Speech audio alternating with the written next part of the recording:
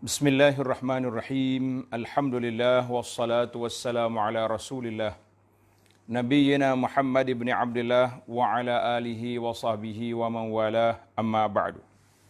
Muslimin dan muslimat para penonton sekalian, alhamdulillah kita teruskan pengajian kita dalam kitab Amradul Ummah, penyakit-penyakit yang melanda umat ini. Di mana kitab ini dua dimensi. Satu, dia sebut tentang, boleh kita anggapkan sebagai kumpulan kepada dosa-dosa besar, dan sekaligus kita ini juga termasuk dalam kategori kitab fiqhul qulub ataupun amalan hati. Amalan hati, kerana nak baiki kerusakan itu biasanya rusak itu mari daripada apabila hati itu bermasalah. Muslimin dan muslimat para penonton sekalian, tajuk kita pada siri ini di bawah tajuk penyakit umat yang ke-25, Al-Ghaflah. Apa makna Al-Ghaflah? Iaitulah kelalaian, kealpaan, kelupaan kita, kelekaan kita daripada mengingati Allah Azza wa Jalla kerana sebab-sebab pengaruh dunia dan lain-lain. InsyaAllah saya akan sebut sebab-sebab kenapa manusia terjebak dengan penyakit ghaflah. Dan di akhirnya kita cuba cari penyelesaian, apakah penawarnya. Bagaimana nak menghilangkan penyakit yang lebih bahaya daripada COVID-19 ini, nama dia penyakit Al-Ghaflah. Saya tidak kata penyakit ini tidak bahaya, penyakit COVID ini bahaya. Kerana itu kita taat setia kepada pemimpin, pakat duduk di rumah kan, untuk menghilangkannya insya-Allah, dan kita juga bermunajat kepada Allah Azza wa Jalla. Tetapi penyakit ghaflah, lalai, lara, lupa kita kepada Allah Azza wa Jalla, ini penyakit yang berpanjangan, bukan setakat mati atas dunia, tapi dia akan pergi ke kesusahan yang panjang di akhirat nanti, wal iyazubillah. Apa makna ghaflah? Bila kita kata ghaflah, apakah makna ghaflah? Kata di Ar-Raghib, dikata sahwun ya'taril insan min qillati tahaffuzi wat tayaqquz. Kelupaan dengan sebab manusia itu tidak mengambil perkara-perkara yang menyebabkan dia ingat kepada akhirat ataupun dia sedar diri dia siapa. Apakah matlamat dia bawa kepada sini? Apakah matlamat? Dia dibawa oleh Allah Ta'ala lahir ke dunia ini. Maka kita tengok orang-orang yang lupa, orang yang lalai, orang yang lara, macam-macam kelekaan yang terjadi ke atas diri dia. Jadi kita tengok macam hidup dia ni tak ada apa-apa ya. Orang panggil relax ya dia hidup. Tak solat pun tak apa. Solat pun tak apa. Sama ya bagi dia. Kalau ada majlis di masjid, ada jamuan, dia hadir. Kalau ada majlis keramaian dia ada, tapi waktu lain dia ghaflah, lalai, leka, lara. Kata di Jurjani rahimahullah, dia kata al-ghaflah mutaba'atun nafsi ala ma tashtahi. Nafsu, mengikut hawa nafsu apanya dia nak. Nafsu nak apa? Nak suka, nak makan, nak minum, nak nak benda-benda yang tak ada kaitan dengan akhirat. Itu yang kita kata sukanya nafsu kita kepada perkara-perkara yang tersebut. Baiklah muslimin dan muslimat para jemaah sekalian, kita sebenarnya ada matlamat besar yang Allah Ta'ala jadikan kita, iaitu untuk mengabdikan diri kepada Allah Azza wa Jalla. Maka janganlah kita habiskan masa kita dengan perkara-perkara yang menimbulkan huru-hara kesusahan bagi kita di akhirat. Dan satu lagi, dia panggil terlalu al-ighraq fil mubahat, terlalu banyak menggunakan benda-benda yang harus. Benda yang harus kalau kita guna tidak salah, tapi kita kerugian dari sudut pulangan akhiratnya. Kerugian dari sudut pulangan akhirat. Jadi kita nak supaya hidup kita atas dunia tidak kerugian dan kita di akhirat esok mendapat kebertuahan, maka marilah kita hilangkan sifat-sifat yang tidak baik yang ada dalam diri manusia, iaitulah sifat ghaflah. Jadi orang-orang yang lalai, Allah SWT sebut dalam suratul Anbiya ayat 1 hingga 3, iqtaraba lin-nasi hisabuhum wa hum fi ghaflatin mu'ridun. Sudah hampir kepada manusia itu waktu hisab, hitungan amalan. Tapi sedang mereka dalam lupa, lalai. Ma ya'tihim min dzikrin min rabbihim muhdatsin illa istama'uhu wa hum yal'abun. Datangnya peringatan daripada Allah. Orang mari ceramah, mari tazkirah, baca Quran, mereka dalam keadaan bermain-main. Lahiyatan qulubuhum, hati mereka lara, leka dan lalai daripada mengingati Allah Azza wa Jalla. Kata ulama tafsir dalam Taisirul Karimir Rahman, hadza ta'ajjub min halin nas. Dia kata ini di antara benda yang ajaib yang berlaku pada kehidupan manusia. Bahawa peringatan-peringatan yang diberi tidak memberi kesan kepada jiwa mereka. Bahkan mereka tak peduli pun dengan peringatan ataupun tazkirah yang disampaikan. Seolah-olah mereka ini dilahirkan oleh Allah Azza wa Jalla untuk bermain-main, untuk bersenang-senang, untuk berlibur-libur. Jadi tak ada benda di atas dunia ni kecuali suka-suka saja. La'ibun walahun. Kan? Allah Ta'ala sebut, la'ibun walahun. Mereka duduk main je. Dan duduk lara-lara atas dunia, seolah-olah itulah yang mereka dijadikan oleh Allah Azza wa Jalla. Maka para jemaah sekalian, di antara fenomena kelalaian manusia kita tengok, iaitulah mereka lupa, lalai daripada sebab apa Allah ciptakan mereka. Dan apakah tugas yang Allah Ta'ala hantar mari mereka ke dunia. Ada seorang ghafil. Ghafil ni penyair yang lara, yang lalai. Dia kata apa? Jitu la a'lamu min aina walakinni ataitu walaqad absartu quddami tarakan famashaitu wa sa'amshi fi tariqi syi'tu hadza am abaitu kaifa jitu kaifa absartu tariqi lastu adri. Tengok ni. Aku mari ke dunia ni, aku tak tahu daripada mana aku ni. Tapi aku sudah datang. Aku tengok depan aku ada jalan, aku berjalan. Dan aku akan terus berjalan sama ada aku nak pun tak nak. Umur ni kita berjalan. Bagaimana aku berjalan? Bagaimana aku tengok jalan aku tak tahu. Jadi kerja dianya, la adri, aku tidak tahu. Maka para jemaah sekalian, saya peringatkan sekali lagi. Tujuan kedatangan kita ke dunia, jangan lupa, jangan lalai. Iaitulah dalam surah Az-Zariyat ayat 56. Allah Ta'ala peringatkan, وَمَا خَلَقْتُ الْجِنَّ وَالْإِنْسَ إِلَّا لِيَعْبُدُونَ. Aku tidak jadikan jin dan manusia kecuali supaya mereka mengabdikan diri kepadaku. Makna kata di para ulama, al-ibadah itu secara umumnya makna dia az-zullu wal-khudu' wal-inqiyad. Merendah diri, tunduk dan akur kepada peraturan Allah Azza wa Jalla. Ada sebagian ulama mentafsirkan secara lebih global makna ibadah, iaitulah ismun jami'un likulli ma yuhibbuhu Allah wa yardahu minal aqwali wal af'ali wal a'mali zahirah wal batinah, iaitulah ibadat itu semua perkara. Sama ada i'tikad, perkataan dan perbuatan yang diredai dan disukai oleh Allah Azza wa Jalla, dari yang zahirnya, yang batinnya, maka itu nama dia ibadat.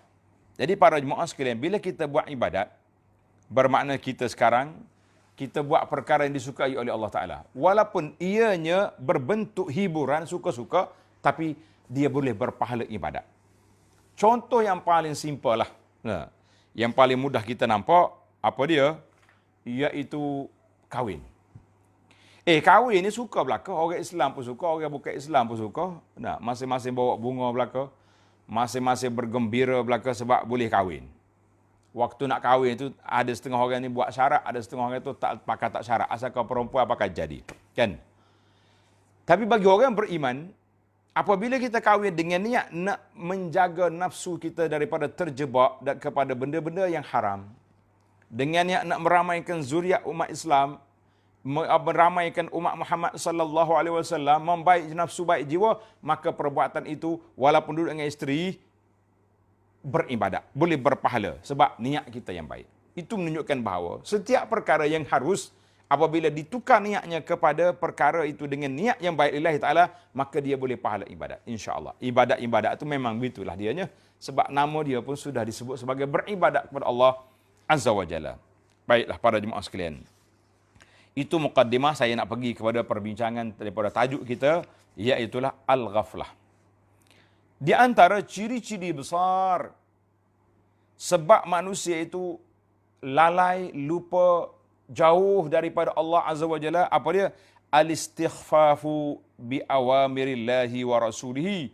Yang pertama sekali, mereka memandang ringan, remeh. Oh, alah, ustaz-ustaz ni musim-musim gini pun asyik duk sibuk dengan agama, asyik duk sibuk dengan solat, sibuk dengan doa, sibuk dengan halal haram.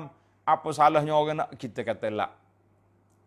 Orang yang terlupa, memandang ringan ataupun remeh kepada arahan Allah dan Rasulnya sallallahu alaihi wasallam ini, maka inilah yang menjadi manusia lupa. Dalam Al-Quran surah An-Nisa, Allah Ta'ala telah berfirman, "Fala wa rabbika la yu'minuna hatta yuhakkimuka fima shajara bainahum. ثم لا يجدوا في أنفسهم حرجا مما قضيت ويسلموا تسليما." Allah bersumpah, "Fala wa rabbika la yu'minun." Mereka tidak betul-betul beriman sehingga mereka menjadikan Nabi sallallahu alaihi wasallam sebagai hakim, pemutus bicara di antara mereka.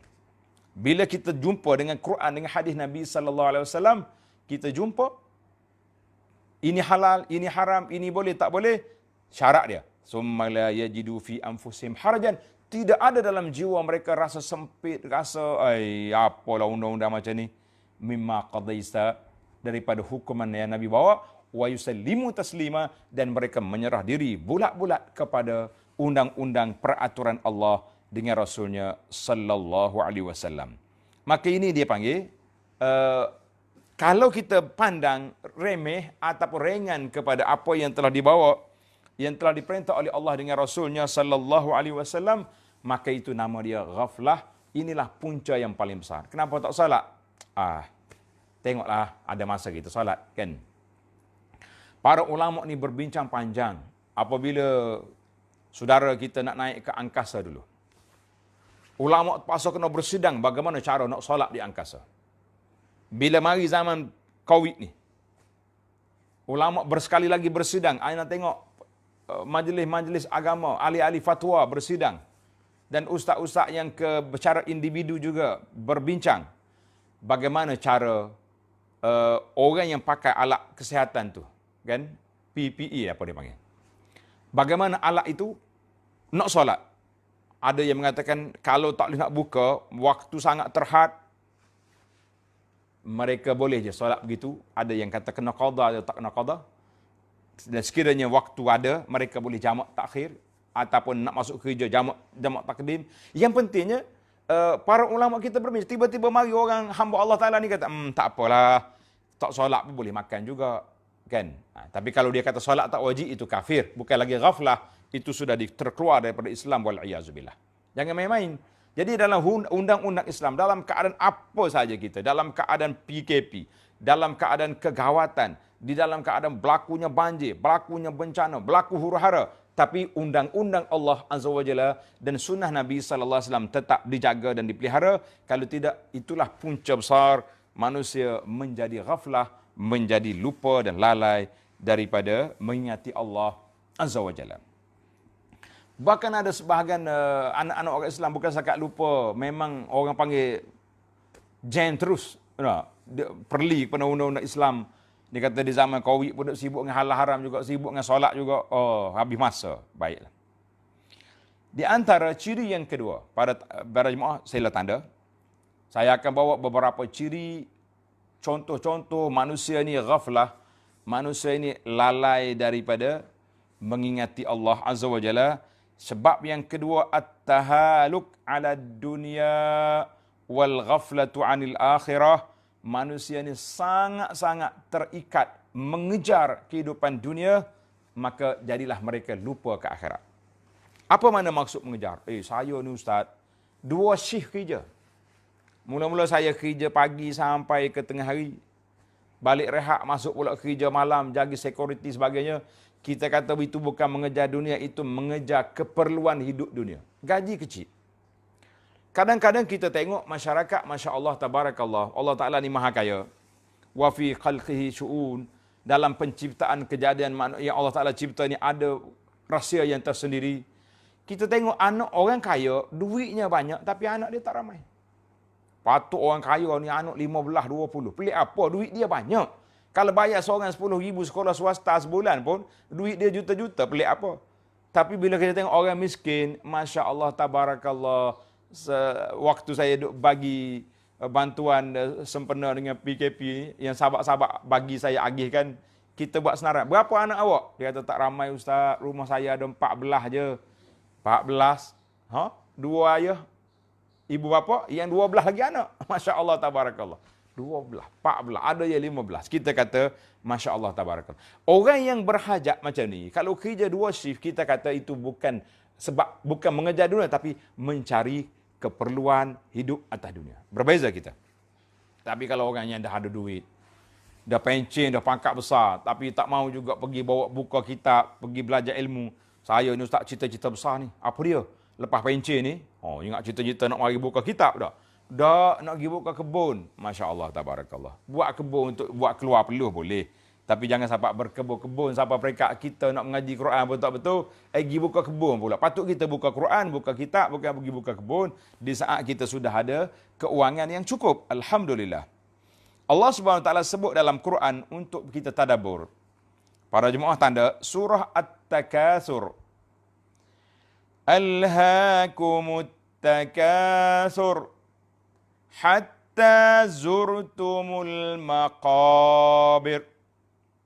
Alhaakum, telah melekakan kamu, melarakan kamu, melalaikan kamu. At-takasur. Apa makna takasur? Menyibukkan kamu sebab nak cari dunia. Sibuk sangat nak cari dunia. Hatta zurtumul maqabir. Zurtumul maqabir ada 2-3 tafsir ulama. Ada yang mengatakan, walaupun kamu pergi ziarah kubur. Kita pergi ziarah kubur ni, kadang-kadang kita pikul mayat tahu. Pergi buat apa? Pergi hantar jenazah ke kubur. Lepas balik hantar jenazah kita ke bumi, kan keluarga kita mati. Patutnya 3 hari 3 malam tak lalu makan. Betul tak? Duk mikir, ya Allah, ya Tuhanku, dia mati dah. Aku bila pula nak mati? Dia sudah pergi. Saya bila pula nak pergi? Patutnya begitu. Ni dah, Masya Allah, Tabarakallah. Duk mikir malam pertama nak menu apa, malam kedua apa nak jamu. Subhanallah. Tidak ada hatta zurtumul maqabir. Mugi ke kubur pun tidak memberi faedah kepada jiwa kamu. Tidak memberi faedah kepada kesan dalam hati kamu. Mengingatkan kamu kepada kematian. Hatta zurtumul maqabir. Kata Qurtubi, hatta zurtumul maqabir, ay hatta atakumul maut. Mu ni. Ini tafsir yang kedua. Alhaakumut takasur, melekakan kamu, melalaikan kamu, mencari, mengejar dunia. Hatta zurtumul maqabir, ay hatta atakumul maut, sehingga datang kepada kamu kematian. Kemudian orang bawa kamu pergi ziarah kubur sekejap. Sebab apa kira ziarah kubur? Kenapa pergi kubur tu dia panggil ziarah? Masya Allah, Tabarakallah. Bila kita baca kitab-kitab tafsir, kadang-kadang dia sebut benda yang kita tak terfikir. Kita duk mikir, hatta zurtum kubur. Rupanya, orang mati yang kita pergi ke kubur itu, dianggap sebagai ziarah. Sebab apa ziarah? Sebab kita duduk sekejap ya dalam kubur. Yang duduk lama di mana? Imma fil jannati, insyaAllah, Allahumma ja'alna min ahliha. Sama ada dia pergi ke syurga, ya Allah jadikan kami ahli syurga. Wa imma ilan nar, na'uzubillah, ataupun ke neraka, wal'iyazubillah. Itu yang kekal lama. Pasal tu dia kata, hatta zurtumul maqabir. Mu ni tak sedar-sedar, kamu ni tak khabar, kamu masih lagi lara, masih lagi ghaflah, sehingga masuk dalam kubur. Tapi nak buat apa? Masuk dalam kubur, apa benda nak buat? Masya Allah, Tabarakallah. Itulah yang dikatakan Allahu Akbar. Satu hari, kata di tafsir Ibn Abi Hatim daripada Maimun bin Mahran, dia kata, kuntu jalisan inda Umar Ibn Abdul Aziz. Aku duduk dengan Sayyidina Umar bin Abdul Aziz. Dia pun baca ayat ni. Alhaakumut takatsur hatta zurtumul maqabir. Mu ni leka duk cari ke harta dunia sampai pergi kubur. Pun tak sedar juga sampai masuk dalam kubur baru kabar. Falabisa hunaihatan. Dia berhenti sekejap. Tafakur Umar bin Abdul Aziz. Orang panggil tafakur maknanya mikir sekejap. Faqala ya Maimun, ma aral maqabir illa ziarah. Aku nampak kubur yang kita akan masuk itu dianggap seperti ziarah. Orang pergi ziarah rumah orang, dia tak duduk lama situ. Sehari dua ni ada orang terperangkap tak? Dia nak pergi rumah anak dia, nak pergi ziarah anak dia, nak boleh cucu. Tiba-tiba terperangkap di sana sampai situ nak sebulan dah ni. Tak? Ada yang pergi rumah, macam-macam gitulah keadaan. Dia kata, wa malizzairi buddun min an yarji' ila manzili. Orang yang ziarah, dia akan balik ke rumah dia. Jadi tempat tinggal kita yang kekal, tempat tinggal kita yang abadi ya Maimun, bukan dalam kubur itu, tetapi syurga insya-Allah. Ataupun orang yang jahat ke neraka, maka walaupun hari ni dunia muslimin dan kita ni lara lalai, tapi kita kena ingat bahawa sebenarnya jangan lupa kita ada tempat tinggal yang jauh yang kita nak pergi insya-Allah. Dalam hadis yang sahih dikeluarkan oleh Sahih Muslim daripada Abu Sa'id Al-Khudri radhiyallahu anhu, qala an-nabiy sallallahu alaihi wasallam, inna ad-dunya hulwatun khadiratun. Nabi kata dunia ni hijau manis. Allah, kita tengok hak hijau manis enggak minat selalu kan. Wa innallaha mustakhlifukum fiha fayanzuru kaifa ta'malun. Allah Taala lantik mu atas dunia ni nak tengok mu buat apa. Nabi kata fattaqud dunya wattaqun nisa. Hendaklah kamu takut kepada fitnah dunia dan juga fitnah yang datang melalui orang perempuan. Hadis ini dalam Muslim. Ada lagi dalam hadis dalam Bukhari Muslim daripada Amr bin Auf Al-Ansari radhiyallahu anhu. Satu pagi, barang-barang harta negara Islam mari daripada Bahrain, baru sampai ke Madinah. Orang letak barang-barang tu di tepi masjid. Dulu masjid lah tempat dianya, gedung-gedung khazanahnya dekat masjid. Nabi keluar nak salat subuh esok, ramai orang, masya-Allah tabarakallah. Macam kita lah juga dah. Bila boleh duit dah masuk, beratur di bank tu bukan main ramai. Allahu Akbar. Orang kata pejabat buka pukul 8, pukul 6 ada dah orang. Nak kata apa? Nabi bila tengok, Nabi senyum. Lepas salat subuh, Nabi berpaling pada para sahabat. La'allakum, boleh jadi kamu semua dah dengar barang-barang sampai daripada Bahrain. Nabi kata, fawallahi mal faqra akhsha alaikum. Nabi bersumpah, wallahi, bukanlah kefakiran yang aku bimbang menimpa kamu. InsyaAllah umat ini tidak fakir seluruhnya.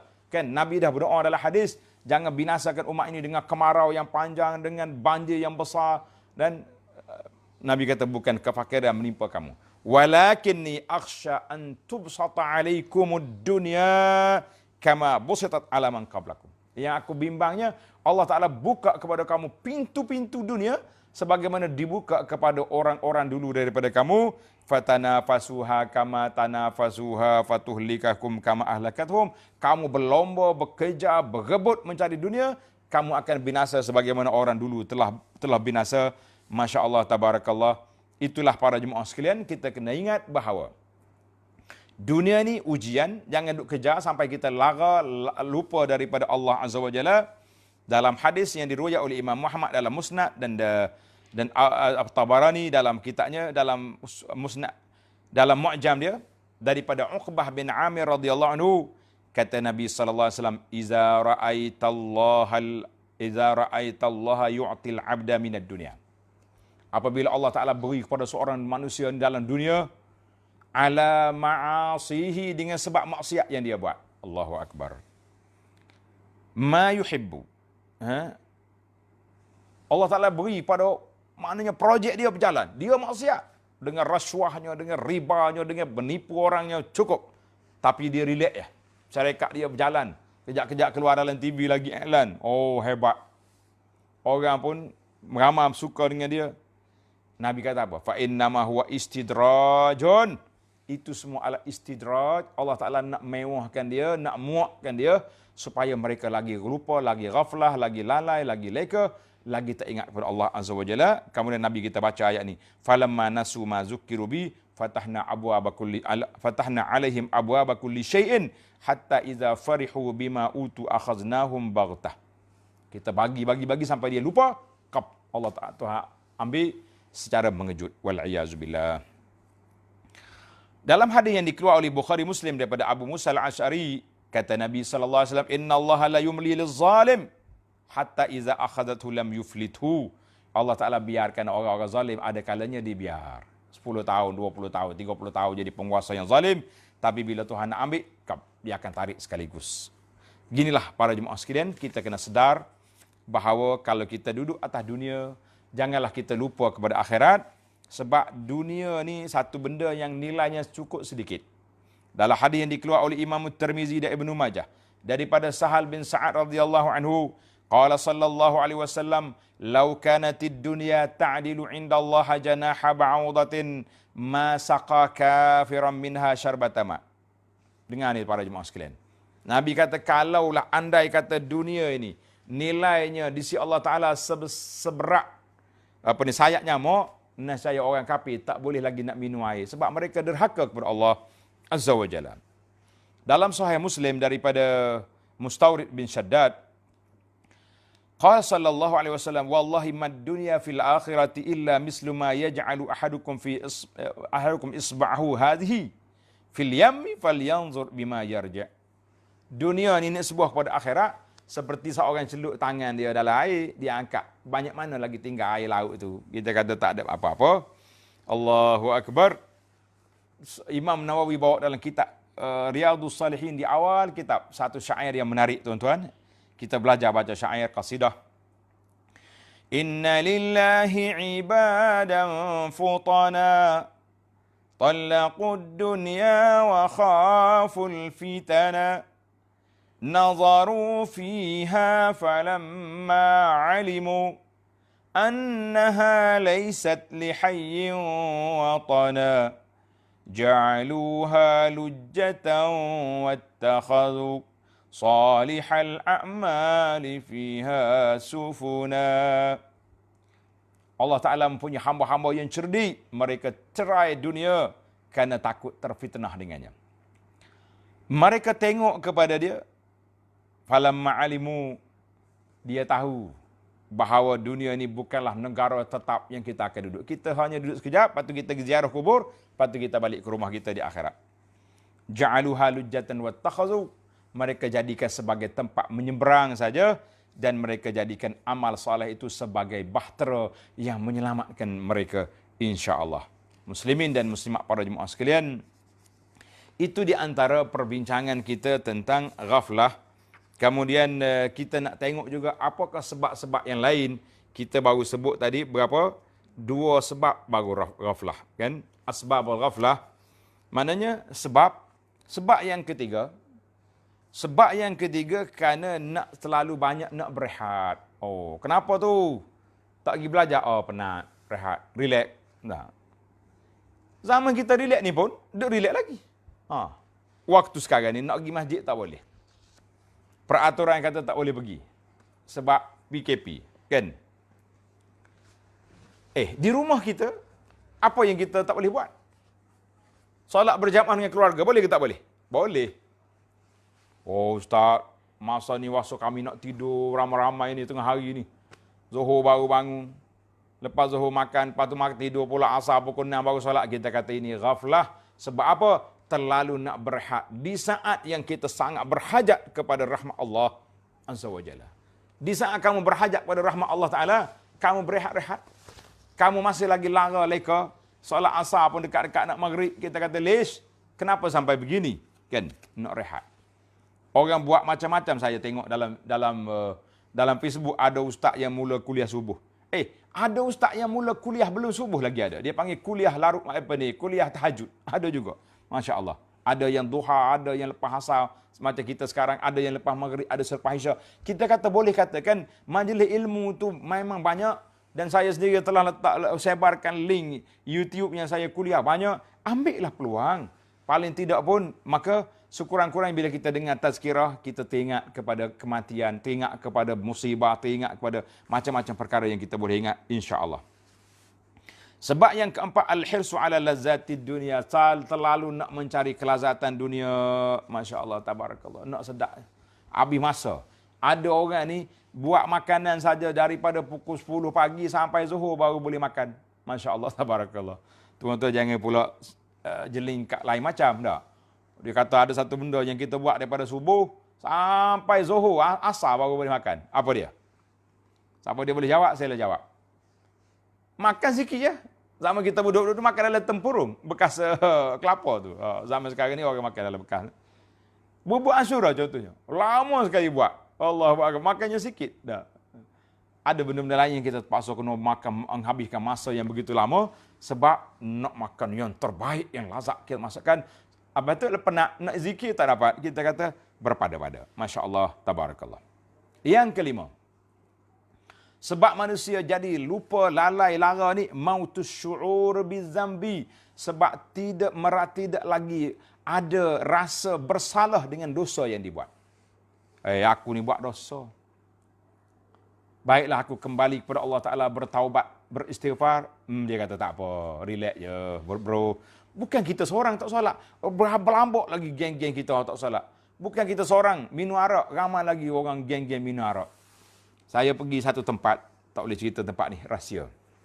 Pegawai yang menyambut saya, dia kata, Ustaz, dulu tempat Ustaz duduk ni, tempat orang dipanggil tempat kelab. Kelab ni tempat orang duduk minum arak sini ni. Mabuk bergoling jatuh dalam parit lah, macam-macam cerita. Kita kata hari ni lagi banyak kelab kan. Bila ada kelab-kelab itu, tempat-tempat minum arak yang terbuka, barnya, pubnya, apa nama, sebutlah apa-apa, tempat-tempat orang duduk minum air syaitan ni. Sehingga pendakwah tu kata, syukran ya corona, dengan sebab memari hai corona, kelak-kelak malam, kelak-kelak judi, kelak-kelak arak, kelak pelacuran, semuanya ditutup belaka. Corona rupanya gagah. Boleh melakukan nahi mungkar begitu dahsyat sehingga semua tempat-tempat ini ditutup. Kita kata walaupun semua akatan, kita nak tahu bahawa kuasa Allah SWT yang sangat berkuasa. Jadi orang yang sangat berbahaya ni orang yang hilang perasaan dia tentang dosa, itu sangat besar. Tadi kita dah sebut dah yang kedua tadi, makna terlalu inhima ke dunia, terlalu mengikut hawa, dunia, ikut hawa nafsu. Hari ni kalau ikut nafsu, Allahu Akbar, dia nak belaka. Nak belaka apa? Semua perkara dia nak, hak besarnya, hak kecilnya, kan? Tengok orang lain beli, kita nak beli juga. Hari ni pula perangkat kita ni berat juga ni. Perangkat online ni. Masya Allah, tabarakallah. Tak ada kerja. Buka dalam internet tengok, lawa benda ni. Nah, kejap-kejap post laju masuk depan tangga, pek. Suami dia tengok, siapa pula order ni? Bayarlah COD. Bayar COD. COD ni benarnya bagus, tapi Allahu Akbar, menyusahkan. Saya tengok ada suami yang musim orang buat ni tawaran istimewa ni, terpaksa kena ikat isteri dia. Ikat isteri dia dalam bilik, kurung. Kalau tidak dia beli barang-barang sampai beratus ribu dia punya beli. Kita kata Masya Allah, itu terlalu mengikut hawa nafsu yang cukup dahsyat. Dan juga terlalu banyak bekerja untuk apa? Untuk mencari rezeki sampai peringkat tak sempat. Tak ada nak pergi kuliah, tak sempat nak pergi solat berjamaah, tak sempat ni. Bagi orang tak nak. Bagi orang nak, Masya Allah. Dia solat berjamaah. Di mana? Di pejabat dia. Pejabat tu kita renovate satu bilik store ke bilik apa yang kosong, kita buat je surau. Bila masuk waktu solat, kita azan, kita solat beramai-ramai. Kan? Masuk waktu asar, kita solat, lepas tu baru balik. Alhamdulillah, malam, maghrib, isya, kita sampai solat di masjid tempat kita. Mencari rezeki tidak menghalang kita untuk beribadat kepada Allah, tapi yang menghalang kita ghaflah, kita lupa kepada Allah, yang menyebabkan kita jadi jauh daripada Allah Azza wa Jalla. Yang keenam, al-'ab war-riyadat. Ini di antara punca manusia jadi lalai hari ini, iaitulah bermain-main dan sport sukan. Ini kadang-kadang saya tengok kadang orang yang terlalu inhimak. Maknanya orang panggil minat sangat ke sukan ni, sanggup habis duit. Terbang ke luar negara sebab nak pergi tengok perlawanan bola. Tak kira lah kelak mana-mana pun. Kan? Jadi Alhamdulillah saya masa muda-muda dulu main bola. Tapi tidak sampai peringkat boleh pakai baju jersey bola. Tapi kita ustaz-ustaz ni tak perlulah sampai peringkat itu. Bagi kau orang muda-muda hak lain-lain lah. Kita orang tua ni buat cara kita. Tapi orang yang terlalu inhimak dengan riadah ni, main. Dalam hadis Nabi kata apa ni? Man sakanal badiyata jafa. Siapa dia tinggal di kampung-kampung pedalaman, orang Badui tu, dia jadi kasar. Sebab, dia nak makan, dia pergi kejar hayawan-hayawan. Dia bukan main tombak je. Kita ni main kambing, mi makan ayam, hok dedak. Mana? Dia ni fresh. Dia panggil exotic apa benda. Kan? Makanan-makanan hok mari dalam hutan ni. Wa man ittaba'a as-sayda ghafal. Siapa dia ikut hayawan perburuan, dia akan jadi lalai. Tak tahu mana ni, ikut akhir sekali setengah hutan masuk. Saya kata satu lagi kumpulan yang ikut ni said ni, mai sanar apa dia? Ngai. Mancing. Hak ni juga lalai. Satu malam duk pancing, siapa orang tutup kedai baru suruh balik, tak balik-balik. Ini juga lalai. Masya-Allah tabarakallah. Itu permainan yang Nabi sebut, siapa dia terlalu ikut dengan perburuan, dia jadi lupa, ghaflah. Ikut apa sajalah permainan. Hari ini, zaman kita ini, hadis wala haraj, nama dia permainan elektronik. Allahu Akbar. Budak-budak ni kalau tanya main ni, dalam handphone ni, dia tahu belakang. Gapo dia hak lah ni, hak sahu. Dota ke apa benda. Yang terbaru ni, TikTok. Allahu Akbar. Di saat kita duduk kempen, duduk ajak orang supaya memanfaatkan masa, orang-orang yang duduk dalam pendidikan diberi tarbiyah, dilatih akhlak, kita pula sibuk dengan TikTok. Masya Allah, tabarakallah. Ada juga waktu-waktu begini duduk sibuk dengan TikTok. TikTok. Duk main TikTok ni, satu dia permainan. Satu lagi duk tayang dengan muzik, dengan melompat, dengan gambar orang-orang perempuan duk tayang. Ini mungkarat, beberapa kemungkaran yang akan berlaku. Belum pada TikTok ni, sudah timbul dia panggil Panama Dance. Panama Dance ni, orang-orang pejabat pakat duk joget. Ada makcik orang tua-tua, ada hok gemuk gedebah, menonggeng-nonggeng duduk joget. Kita kata buat gapo lah makcik. Weh, pakai-pakai telekong pergi duduk masjid. Lebih baik daripada duduk melompat di Panama Dance. Hari ni pula duk main TikTok. Tak usah main. Allahu Akbar. Apa sebenarnya kita nak cari dalam dunia ni? Cari ghaflah. Cari lalai, cari lupa. Buat apa? Kan? Yang ketujuh, at-tarfih wa tana'um. Terlalu bermewah-mewah, bernikmat-nikmat. Yang menyebabkan kita lara ghaflah. Yang ke-8, terlalu, orang panggil, minat sangat ke dunia.